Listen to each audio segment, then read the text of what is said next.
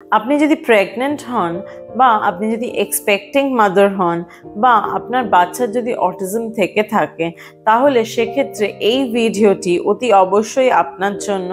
তো দেখতে থাকুন এই ভিডিওটি, এবং এই ভিডিওটির মাধ্যমে আপনারা জানতে পারবেন বিভিন্ন ধরনের সমস্যা, যেরকম pain, body cramps, growth retardation, বা আপনার বাচ্চা যদি ওয়াকিং ডিলে থাকে, মাসেল পেনস থাকে, বা আপনার বাচ্চা যদি সিজার্স হয়, সেক্ষেত্রে আপনার এই ভিডিওটি অতি অবশ্যই দেখবেন, কারণ এই ভিডিওটির মাধ্যমে আমরা ডিসকাস করব ভিটামিন D3 ডেফিসিয়েন্সি থাকলে একটি বাচ্চার কি কি সমস্যা হতে পারে, এবং ASD বা অটিজমের ক্ষেত্রে এটা কতটা ক্ষতিকর।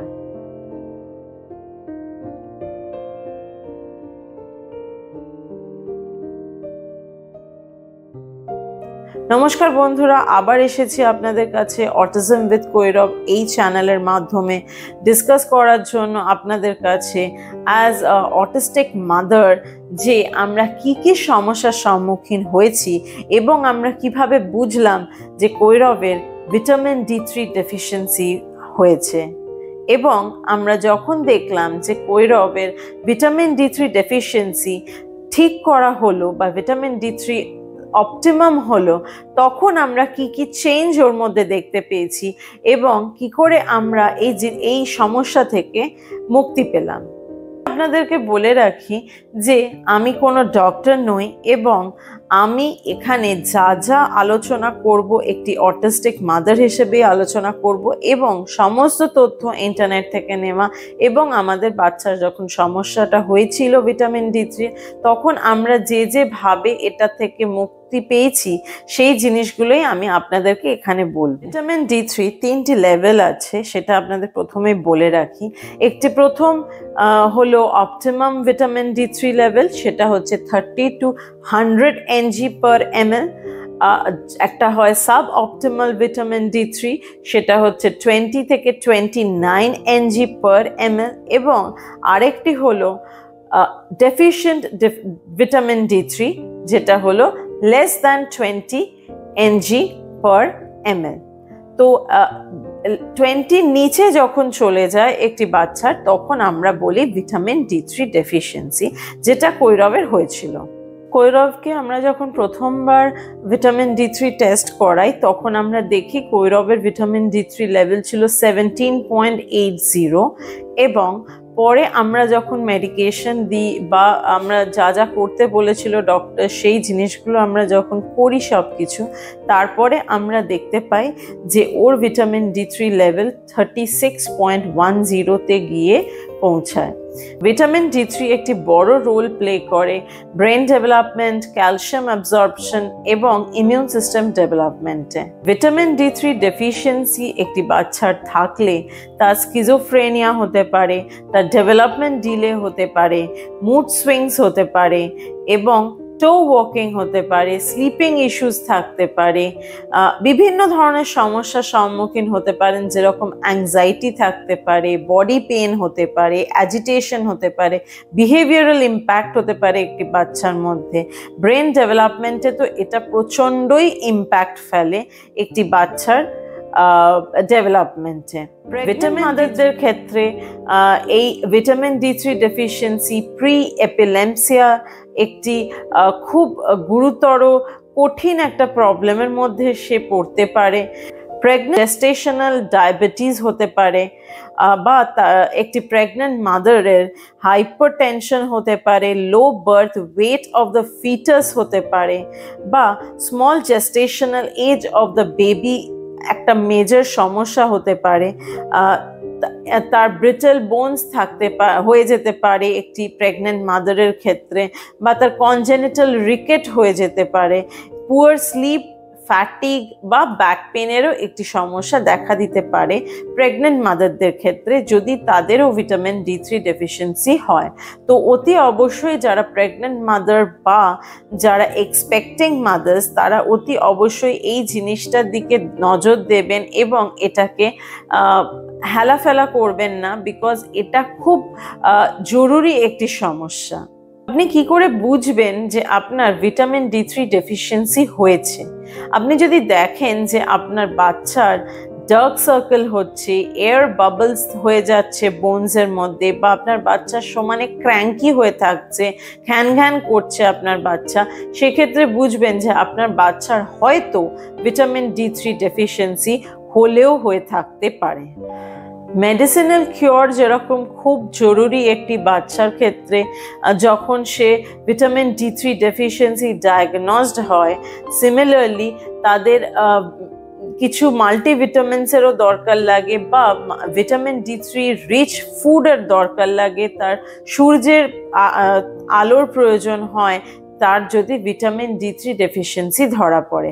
যদি আমরা ভিটামিন D3 রিচ ফুডের কথা বলি, সেক্ষেত্রে আমরা বলতে পারি ফর্টিফাইড মিল্ক, ইয়োগার্ট মানে দই, জুস, ব্রেকফাস্ট, সিরিয়ালস, সানলাইট, এই জিনিসগুলোকে খুব ইম্পর্টেন্স দিতে হবে, প্রায়োরিটাইজ করতে হবে আপনারা যখন আপনাদের বাচ্চার ভিটামিন D3 ডেফিসিয়েন্সি ধরা পড়বে।